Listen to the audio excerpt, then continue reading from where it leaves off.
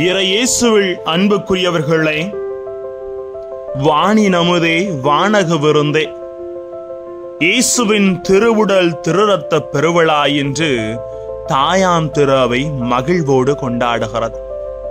வாணி நமுதே வானக விருந்தே, விருந்தின் தன்மையை உணர்ந்து இயேசுவின் அருளாசிரை பெற்றுக்கொள்ள கிறிஸ்து இயேசுவின் திருவுடல் திருரத்த பெருவிழா அழைப்பினை விடுக்கிறது. இப்பெருவிழாவின் மைய சிந்தனை வாழ்வின் அர்த்தங்களை இறைவனோடு இணைக்க உதவுகிறது.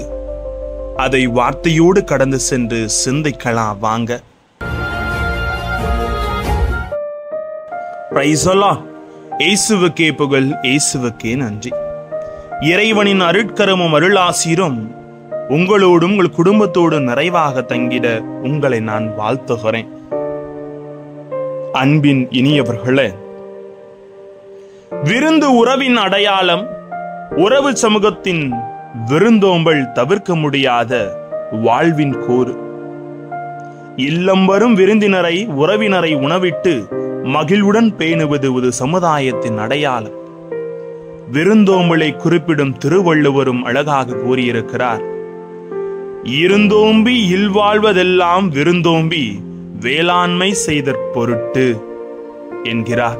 அதாவது வீட்டிலிருந்து பொருட்களை சேர்த்து காத்தும் வாழ்வது எல்லாம் வந்த விருந்தினரை பேணி அவர்களுக்கு உதவுவதற்கே என்கிறார் வள்ளுவர். இயேசுவும் இங்கே ஒரு உறவு சமூகத்தை கட்டி எழுப்புகிறார். இதில் உன்னத அடையாளமாக விருந்து படைக்கிறார். விருந்தில் தம்மையே உணவாக கொடுக்கிறார். இது ஒரு தெய்வீக விருந்து. இப்படி இயேசுவின் திருவுடல் எதை மையப்படுத்துகிறது என்று ஆழமாக சிந்திக்கையில், ஆஹா, எத்துணை அற்புதம்! எத்தனையோ புனிதர்கள் நற்கருணையின் மேன்மையை நமக்கு பறைசாற்றினாலும், அவர்கள் செயல்கள் நம்மில் வேரூன்றி காணப்பட இருந்தாலும், அழகாக இறைவனின் திருவுடலும் திருரத்தத்தை பற்றி இன்றைய காலத்தில் ஒரு இளைஞன் நமக்கு சொல்லித் தருகிறார்.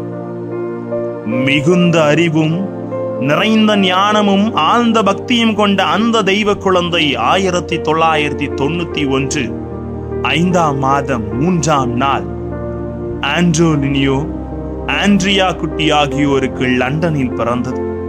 அக்குழந்தையும் அதன் பெற்றோரும் இத்தாலியின் மிலன் நகருக்கு புலம்பெயர்ந்தார்கள். அக்குழந்தைக்கு 11 வயது நடந்தபோது வரலாற்றில் நடைபெற்றுள்ள திருநற்கருணை புதுமைகள் பற்றி ஆராயத் தொடங்கினார். தனது இந்த ஆர்வத்தை, பக்தியை எல்லோரும் அறிந்து கொள்ளும் பொருட்டு கணினியில் தானே ஒரு புதிய வலைப்பதிவை உருவாக்கி அதில் உலகில் பல்வேறு இடங்களிலும் நற்கருணை வழியாக நடைபெறும் அனைத்து அற்புதங்களையும் பதிவிட்டான் அந்த இளைஞன். உலக அளவில் 10,000த்திற்கும் அதிகமான பங்குத்தளங்களை பார்ப்பதற்கு அச்சிறுவன் அன்றே உதவி செய்கிறார்.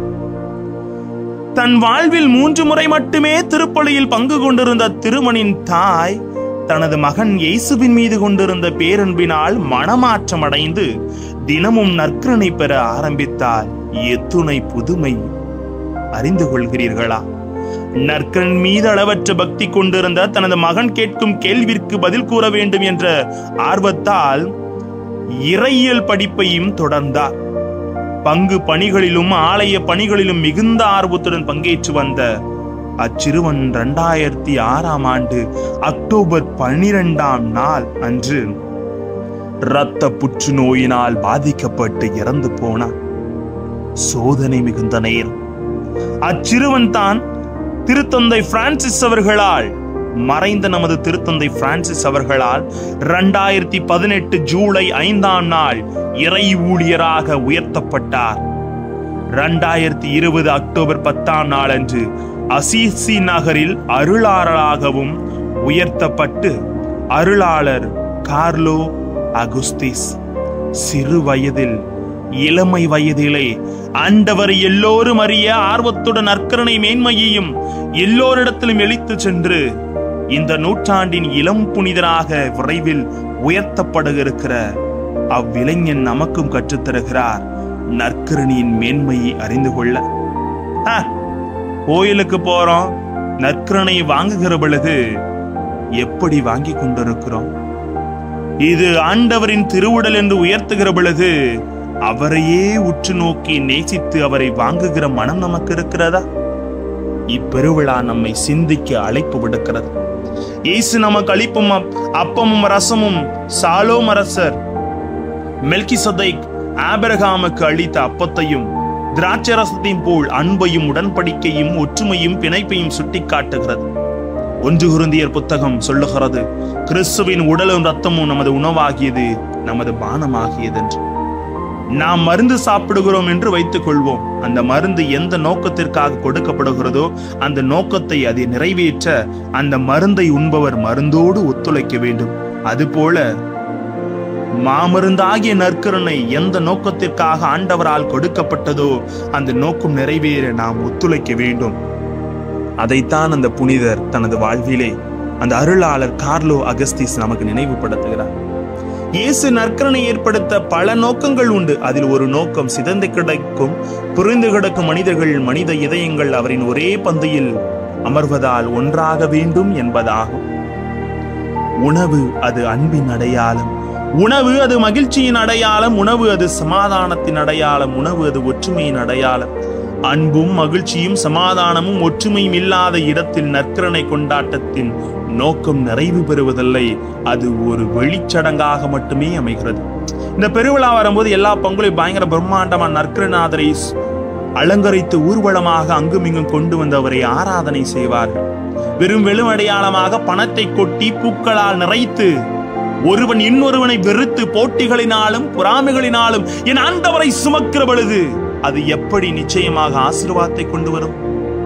மனமாற்றம் நம்மில் நிறைவே காண வேண்டும் என்பதை இப்பெருவிழா நினைவு கூறுகிறது.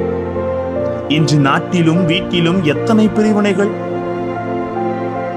வீட்டுக்குள்ளே பிரிவினை, கணவன் மனைவிக்குள்ளேயே பிரிவினை, பெற்றோர் பிள்ளைகளுக்கிடையே பிரிவினை, மாமனார் மாமையார் மருமகளுக்கிடையே பிரிவினை, சகோதர சகோதரிகளுக்கிடையே பிரிவினை.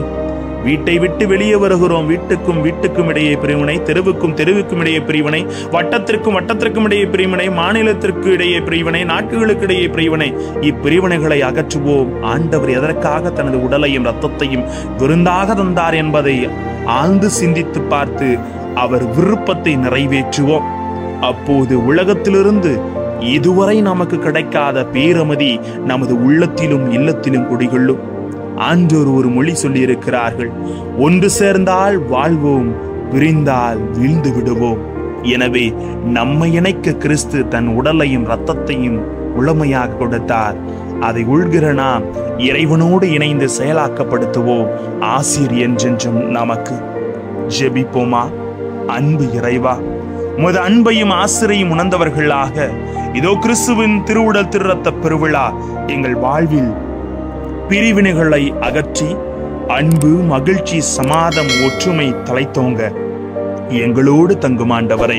Praise the Lord.